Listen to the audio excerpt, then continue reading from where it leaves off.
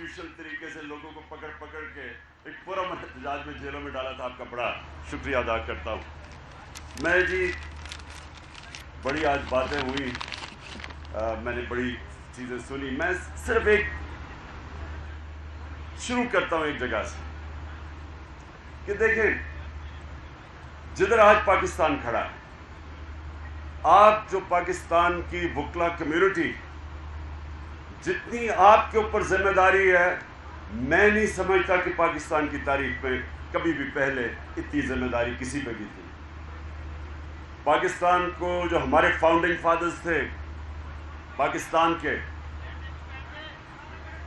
وہ دونوں وکیل تھے, اور جو ہماری آزادی کی پاکستان کی آزادی کی تحریک چلی تھی اس میں وکلا کا بہت بڑا رول تھا. اور آج جو پاکستان کی حقیقی آزادی کی تحریک ہے, اس میں آپ کا سب سے زیادہ, اگر آپ سارے پاکستان کے پروفیشنز کو ایک طرف رکھ دیں تو پاکستان کے وکیلوں کا سب سے بڑا رول ہے. تو میں ایک چیز سے شروع کرتا ہوں. مجھے کہا گیا کہ جب عدم اعتماد کی ووٹ ہو گئی تو آئینی طور پہ مجھے ایکسیپٹ کر لینی چاہیے. اور میں اب آپ سے یہ سوال پوچھتا ہوں, حقائق آپ کے سامنے رکھتا ہوں. 7 مارچ کو امریکی under secretary of state for South Asia, اس کی میٹنگ ہوتی ہے پاکستان ایمبیسڈر سے واشنگٹن میں. وہ پاکستان کے ایمبیسڈر کو کہتا ہے کہ عمران خان روس کیوں گیا تھا, اور یہ صرف اس کا اپنا انیشیٹو تھا, اور امریکہ بڑا ناراض ہے اس کے اوپر. اور پھر کہتا ہے کہ عمران خان کو اگر آپ نے نہ ہٹایا, نو کانفیڈنس کی موشن میں, یہ جو ٹیبل ہو رہی ہے اسمبلی میں ابھی ہوئی نہیں تھی, 7 کو نو کانفیڈنس موشن ابھی ٹیبل نہیں ہوئی تھی. وہ تب آ کے کہتا ہے ایک دن پہلے کہ اس نو کانفیڈنس موشن میں اگر آپ عمران خان کو نہیں ہٹائیں گے تو پاکستان کو بڑی مشکلوں کا سامنا کرنا پڑے گا. اور پھر کہتا ہے اگر ہٹا دو گے تو معاف کر دیا جائے گا پاکستان. 7 کو یہ ہوتا ہے, 8 کو نو کانفیڈنس ٹیبل ہوتا ہے اسمبلی میں, اور ایک دم ہمارے اتحادیوں کو بھی خیال آتا ہے کہ اوہو یہ تو حکومت بہت بری ہے. اور ہمارے لوٹے جو کہ 15-20 تھے, جو کہ جن میں سے امریکن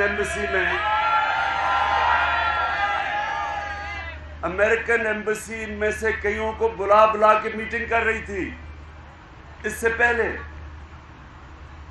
اور امریکن ایمبیسی اپوزیشن لیڈرز کو زیادہ ملنا شروع ہو گئی. ہمارے پاس ساری رپورٹ ہے, بلکہ ایک ٹی وی پروگرام میں ارشد شریف نے باقاعدہ ڈیٹس بتائیں جس ڈیٹس کے اوپر یہ لوگ مل رہے تھے امریکن ایمبیسی میں جا کے, جس میں ہمارے جو 3-4 لوٹے تھے جو سب سے پہلے لوٹے ہوئے وہ مل رہے تھے. امریکن ایمبیسی کا کیا کام ہے؟ امریکن ایمبیسی کا کام تو فورن پالیسی کے اوپر ڈسکشن کرنا ہے. اس کا کیا کام ہے کہ ہمارے لوٹوں کو, یا جو ہمارے بیک بینچرز خوش نہیں تھے ان کو ملنے کا کیا کام ہے؟ پھر ہمارے عاطف خان جو منسٹر تھے پختونخوا میں, ان سے میٹنگ کرتے ہیں اور کہتے ہیں کہ کے پی میں بھی ہو سکتی ہے نو کانفیڈنس محمود خان کے خلاف. تو یہ امریکن ایمبیسی کا تو کام نہیں ہے. کسی کیا سوچ سکتے ہیں کہ ہماری ایمبیسی جا کے اپوزیشن کے ان کے ممبرز کو ملے اور یہ باتیں کرے؟ اگر زیادہ سے ملے گی تو فورن پالیسی پہ بات کرے گی.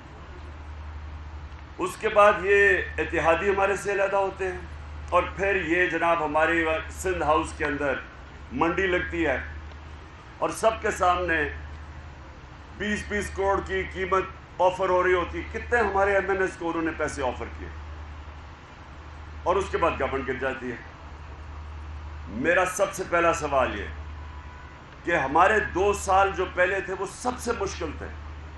ہم جب آئے گورنمنٹ کا دیوالیہ نکلا ہوا تھا, ہمیں سارے باہر اگر میری نہ مدد کرتے ہمارے دوست ملک یو اے ای، سعودی عربیہ اور چائنا، تو ہمارے پاس تو پیسے نہیں تھے، ہم ڈیفالٹ کر گئے تھے. تو بڑی مشکلوں سے پہلا سال گزارا. اس کے بعد دوسرے سال میں کرونا آ گیا، کووڈ-19. وہ بڑا مشکل ہمارا سال کہ لوگ دنیا کہے لاک ڈاؤن کرو، ہم کہیں لاک ڈاؤن کریں گے ہمارے لوگ بھوکے مر جائیں گے. بڑی ایک وہ ملک تھا جس نے سارا پریشر برداشت کر کے کمپلیٹ لاک ڈاؤن نہیں کیا، اور دنیا مثال دینا شروع ہو گئی اس کے بعد 2.5 سال کے بعد کہ پاکستان نے جس طرح کرونا وائرس کو ہینڈل کیا ہے یہ دنیا کے لیے مثال ہے. 5 ٹاپ ملک تھے جن میں ایک پاکستان تھا 190 ملکوں میں، جس نے سب سے بہترین طریقے سے اس کو ہینڈل کیا. اپنے لوگوں کو بھی بچا لیا، غریبوں کو بھی بچا لیا، اپنی اکانومی کو بھی بچا لیا. تو 2 سال بڑے مشکل تھے. تو انہوں نے لوٹا ہونا تھا تو 2 سال پہلے ہو جاتے، تب ہوتے. اتحادیوں نے جانا تھا تو جب لوگ مشکل میں تھے تب جاتے. یہ کب گئے ہیں؟ اکنامک سروے آف پاکستان کے مطابق جو ہمارے 2 سال تھے، پچھلے 2 سال، اس کے اندر پاکستان کی جو گروتھ ریٹ تھی وہ پہلے تیسرے سال میں 5.6% اور اس سال 6%. اس کا مطلب کہ 30 سالوں میں یہ سب سے بہترین ہماری ملک کی معاشی پرفارمنس تھی. ہر چیز بڑھ رہی تھی. انڈسٹری جو لارج سکیل مینوفیکچرنگ میں گروتھ تھی وہ ایوب خان کے بعد تو سب سے زیادہ انڈسٹری یہ اوپر جا رہی تھی. ریکارڈ ایکسپورٹس تھی، record tax collection, overseas Pakistanis نے ریکارڈ ریمیٹنسز بھیجی، سب سے زیادہ ڈالرز پاکستان میں آ رہے تھے. اور ہماری جو زراعت ہے جس کے اوپر 60% پاکستان ڈپینڈ کرتا ہے، سب سے زیادہ پیسہ ہمارے کسانوں کے پاس پچھلے 2 سالوں میں گیا. ہماری 2 سالوں میں، ایک سال میں 4 بمپر کراپس، پھر دوسرے سال میں 4 بمپر کراپس. جو ایگریکلچر گروتھ ریٹ تھی وہ 4.5% تھی. تو جب یہ ملک ایک صحیح راستے پہ جا رہا تھا تو میرا سوال یہ ہے کہ کیا وجہ تھی کہ ایک دم یہ سارے نے کہا جی بڑا یہ تو پارٹی بڑی گورنمنٹ کی پرفارمنس نہیں اچھی اور یہ ہمارے چھوڑ گئے. یہ تھی سازش. اور میں آپ کو دوسری بات بتاؤں، اگر میں اس کے اوپر اور پاکستانی قوم سٹینڈ نہیں لے گی آج، اگر آپ پاکستانی قوم اگر آپ سٹینڈ نہیں لیں گے، کوئی پاکستان کا prime minister independent foreign policy نہیں چلا سکے گا. ڈرے گا کہ آگے سے دھمکی آئے گی امریکہ سے تو وہ ایسے جھک جائے گا. ہم نے،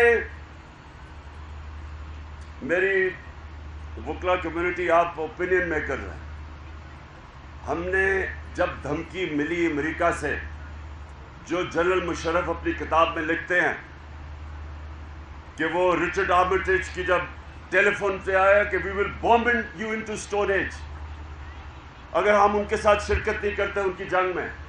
ہماری جنگ ہی نہیں تھی. ایک دھمکی کے اوپر ہم نے گھٹنے ٹیک دیے، ان کی جنگ میں شامل ہوئے. 80,000 پاکستانی مارا گیا، 400 ڈرون اٹیک ہوئے پاکستان پہ. دنیا کی تاریخ میں یہ کوئی مثال ہی نہیں ملتی کہ آپ کا ایلائی جس کے لیے آپ جنگ لڑ رہے ہیں وہ آپ پہ ہی بمباری کر رہا ہے. 400 ڈرون اٹیکس ہوئے، کتنے بے قصور لوگ مارے گئے. کون سے حکمران نے کھڑے ہو کے کہا کہ یہ سارے ہیومینیٹیرین لاز کی خلاف ورزی ہے؟ کوئی دنیا کا قانون آپ کو اجازت نہیں دیتا ٹو بی جج، جوری اینڈ ایکزیکیوشنر. آپ فیصلہ کر رہے ہیں 8,000 میل دور سے، کمپیوٹر گیمز کھیل رہے ہیں کہ اچھا جی یہ دہشت گرد ہے، بٹن دبایا وہ سارا نیچے. کون نیچے مرا کسی کو نہیں پتا. چھوٹے چھوٹے گوشت کے ٹکڑے لوگوں کے ملتے تھے. کون سا ملک اجازت دیتا ہے؟ یہ ہے غلامی. اور اس غلامی کے اگینسٹ میں کھڑا تھا. میرے لیے بھی بڑا آسان تھا کہ ان کو کہتا جی میں روس نہیں جاتا. اور روس، اب یہ سنیں ذرا، آج انہوں نے جو پٹرول کی اور ڈیزل کی قیمت بڑھائی ہے جس کا ساری اکانومی کے اوپر افیکٹ پڑے گا، بیچارہ نچلا طبقہ پس جائے گا، سفید پوش پس جائے گا. اس کے جو ریپرکشنز آئیں گے، اس کی جو انفلیشن ہے 30% سے اوپر انفلیشن جائے گی. 30% اوپر انفلیشن کا مطلب کہ جو تنخواہیں ہیں لوگوں کی، جو تنخواہ دار طبقہ خاص طور پہ، وہ کیسے گزارا کرے گا؟ تو ہم کیوں گئے تھے روس؟ ہمیں روس سے ہم تعلقات ٹھیک کر رہے تھے، ہم نے گیس لینی تھی، ہم نے وہاں سے روس سے گندم 20 لاکھ ٹن گندم لینی تھی، اور پھر جب ہم وہاں گئے تو پتہ چلا کہ وہ ہمیں 30% کم کے اوپر ہمیں تیل دیں گے۔ تو ہمارے لیے تو روس کی ٹرپ اس لیے امپورٹنٹ تھی کہ میرے لوگوں کے لیے فائدہ تھا، مجھے ذات کا تو کوئی فائدہ نہیں تھا۔ امریکہ حکم کرے کہ جی نہیں آپ کیوں روس گئے ہیں، اور ہندوستان کو جو ان کا اسٹریٹجک ایلائی ہے، ان کی اکنامک اور ملٹری پارٹنرشپ ہے ہندوستان سے، ہندوستان آج 40% کم قیمت پہ روس سے تیل خرید رہا ہے۔ آج ہم نے جب یہ پتہ نہیں کتنی تقریباً 88 یا 90 روپے ہم نے جب اس کی قیمت بڑھائی ہے تیل اور ڈیزل کی، ہندوستان نے 25 روپے لیٹر کم کی ہے قیمت، کیونکہ روس سے تیل مل رہا ہے ان کو۔ ہمیں کیوں نہیں اجازت؟ تو میرا سب سے بڑا مشکل، میں کبھی بلیو ہی نہیں کرتا کہ کسی ملک سے ہماری دشمنی ہو، میں ملٹری سلوشن میں مانتا ہی نہیں ہوں۔ میں سمجھتا ہوں ہمارے سب سے اچھے تعلقات ہونے چاہیے۔ ہندوستان سے کوشش کی ہم نے تعلقات اچھے کرنے کی، بدقسمتی سے وہاں ایک ریسسٹ فیشسٹ بی جے پی حکومت تھی، اور وہ انہوں نے پھر کشمیر سے جو 5 اگست 2019 میں ان کی سٹیٹہڈ دور ختم کی، تو ہمیں تعلقات توڑنے پڑے، لیکن اس سے پہلے کوشش کی کہ ان سے ہم بات چیت سے اپنے مسئلے حل کریں۔ تو امریکہ تو میں تو سب سے بہتر جانتا ہوں امریکنوں کو۔ امریکنوں کے سامنے اگر آپ ان کے جھکتے جائیں گے، وہ آپ کو ڈو مور کہتے جائیں گے۔ آپ کو اپنے حقوق کے لیے کھڑا ہونا پڑتا ہے، اپنے ملک کے لیے، مفادات کے لیے آپ سٹینڈ لیں گے، وہ آپ کی عزت کریں گے۔ آپ ان کے جوتے پالش کریں گے، وہ آپ کو حقارت سے دیکھیں گے۔ میں ان کا مائنڈ سیٹ جانتا ہوں۔ تو وہ جو ڈونلڈ لو نے جب میسج دی کہ جی دھمکی دی کہ پرائم منسٹر کو ریموو کرو، تو وہ تو امبیسڈر کو کہہ رہا تھا جو میرے نیچے تھا، وہ فورن آفس تو میرے نیچے ہے، تو دھمکی کس کو دے رہا تھا کہ عمران خان کو ریموو کرو؟ جس کو بھی وہ کہہ رہا تھا، ایکشن شروع ہو گیا اس کے بعد۔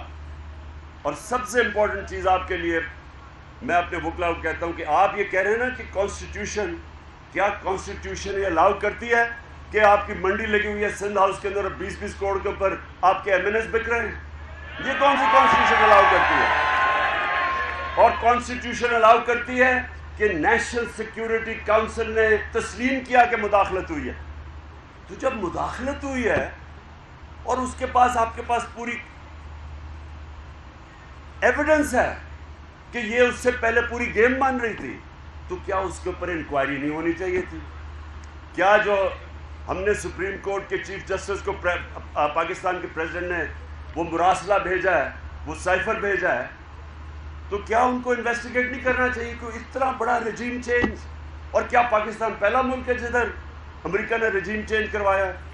مصدق کا پرائم منسٹر کو چینج کیا انہوں نے 1950s میں ایران کے اندر، جب شاہ فران کو لے کے آئے، چلی میں لیندے کو چینج کیا، سینٹرل امریکہ اور ساؤتھ امریکہ میں ریگولر رجیم چینجز تھے۔